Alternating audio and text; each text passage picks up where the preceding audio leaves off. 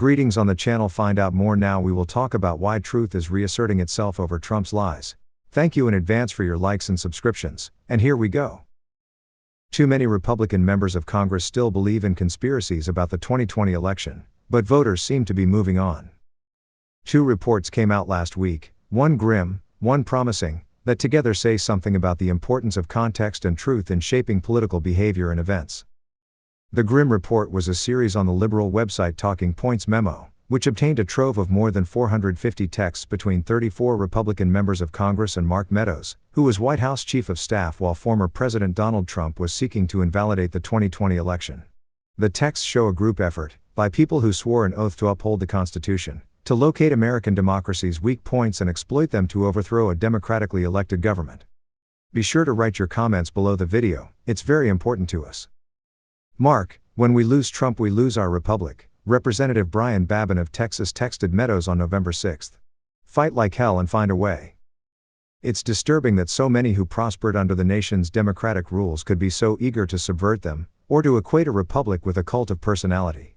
But it's even more remarkable to witness members of Congress, each of whom represents more than 500,000 Americans and employs a government staff to help sift and analyze information, as broken as a QAnon devotee awaiting the second coming of JFK Jr.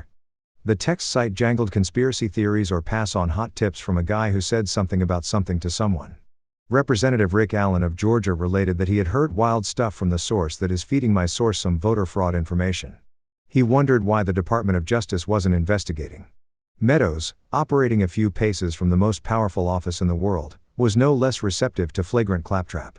At one point, he offered to travel to Georgia to meet Allen's ace source. Allen replied, "They may be out of town for the holiday, so best to handle by phone." The assault on American democracy portrayed in these texts is appalling. But the collective delusion is just as stark. Trump wielded lies like weapons. It turned out that his closest GOP allies suffered the gravest wounds. The Meadows texts are now 2 years old. America has just completed a compelling experiment in what happens when lies are in retreat. A report by Bright Line Watch, a research project by political scientists who track the status of democracy in the US and abroad, finds encouraging results.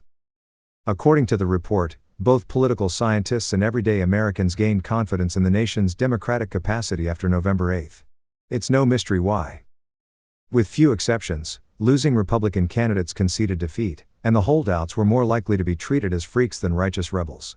Fox News, which has been sued for defaming Dominion voting systems over falsehoods broadcast by the network following the 2020 election, opted for less legally actionable programming this time around.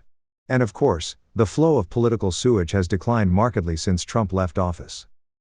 Public confidence that votes were counted accurately at the local, state, and national levels increased after the election, and beliefs in voter and election fraud decreased, states the report, which is based on surveys of 707 political scientists and a representative sample of 2,750 Americans. The changes were largest among Republicans. Beliefs among Republicans that there were thousands of cases of voter impersonation fraud, people voting multiple times, or ballot stealing or tampering, fell by more than 20 percentage points from a Bright Line survey taken after the 2020 election.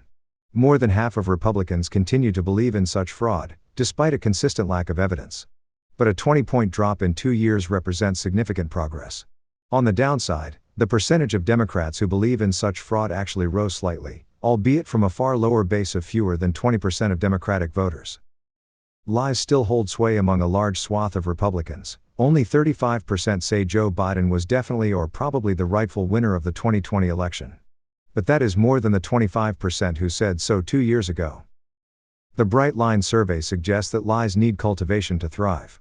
With Trump out of the White House, and right-wing propaganda outlets more mindful of libel law, the soil for lies isn't as fertile as it was 2 years ago. Losing candidates are less defiant of the electorate, and of facts. The news media is less cowed by liars in positions of power. Truth has a little more breathing room. Perhaps some members of Congress can take advantage of the respite, and seek a better accommodation with reality. Subscribe to the channel, write comments, and we will keep you informed of all the latest developments.